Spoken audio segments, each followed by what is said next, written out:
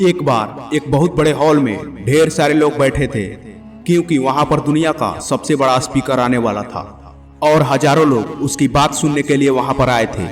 लगभग 10 मिनट के बाद वह स्पीकर स्टेज पर आ जाता है और बोलता है कि अगर आपने मेरी बात अच्छे से सुन ली, समझ ली, तो आपकी जिंदगी आज से ही बदल जाएगी। उसके बाद वह स्पीकर अपनी जेब से बिल्कुल नया चमचमाता हुआ 500 रुपये का नोट निकालता है और उस नोट को ऊपर करके पूछता है कि ये नोट आप में से किसको चाहिए। ये सुनते ही सब लोग अपना हाथ ऊपर कर लेते हैं, क्योंकि वो 500 का नोट सबको चाहिए था। तभी वह स्पीकर बोलता है कि ये नोट मैं आप में से किसी एक को दूंगा, लेकिन इसके लिए आपको थोड़ा वेट करना होगा। वह स्पीकर उस नोट को मुट्ठी में बंद कर लेता है और थोड़ी देर तक उसे मसलता है। अब उस नोट को सल पड़ जाते हैं। वह थोड़ी पुरानी सी दिखने लगती है और एक किनारे से वह नोट फट भी जाती है।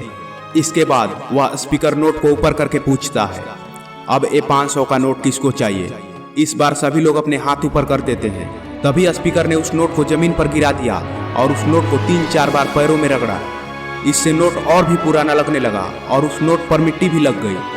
फिर उन्होंने उस नोट को ऊपर किया और पूछा कि अब बताओ, इस नोट को आप में से कौन लेना चाहेगा। इस बार भी सभी लोग अपना हाथ ऊपर कर लिए और बोले कि मुझे चाहिए, मुझे चाहिए। इसके बाद वह स्पीकर ने उस नोट को जमीन पर गिरा दिया और उस पर कूद कूद कर लात मारी। उसे जमीन पर लातों से रगड़ा और अंत में उस स्पीकर ने उस 500 के नोट पर चाय गिरा दिया। अब वह नोट इतना गंदा लगने लगा कि उसे पहचानना भी बहुत मुश्किल हो गया। लग ही नहीं रहा था कि एक कागज का टुकड़ा है या 500 का नोट। स्पीकर ने एक बार फिर उस नोट को उठाया और ऊपर करके पूछा, अब इस नोट को कौन लेना चाहता है। और इस बार भी सभी लोग हाथ ऊपर कर दिए, क्योंकि उन्हें सभी को 500 का नोट चाहिए था। वह नोट कितना भी पुराना था, मिट्टी से सना हुआ, चाय से दगा हुआ था, लेकिन अभी भी वह 500 रुपये का नोट ही था। इसी तरह जिंदगी भी आपको कई बार बड़े बड़े झटके देती है। आप एग्जाम में फेल हो जाते हो, इंटरव्यू में सिलेक्शन नहीं होता है, जब आपका बुरा समय चल रहा होता है और आप सिचुएशन का सामना कर रहे होते हो, उसके बाद आपको लगने लगता है कि आप असफलता के लायक ही हो। आप सफलता के लायक नहीं हो। आपको लगता है कि दूसरे लोग आपसे बेटर हैं और आप किसी काम के नहीं हो और आपकी कोई वैल्यू नहीं है।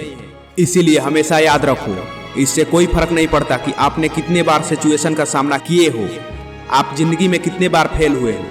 आपकी वैल्यू हमेशा वही रहेगी जो पहले थी। आपके पास कुछ खास है जो दूसरे के पास नहीं है और ये आपसे कोई छीन नहीं सकता।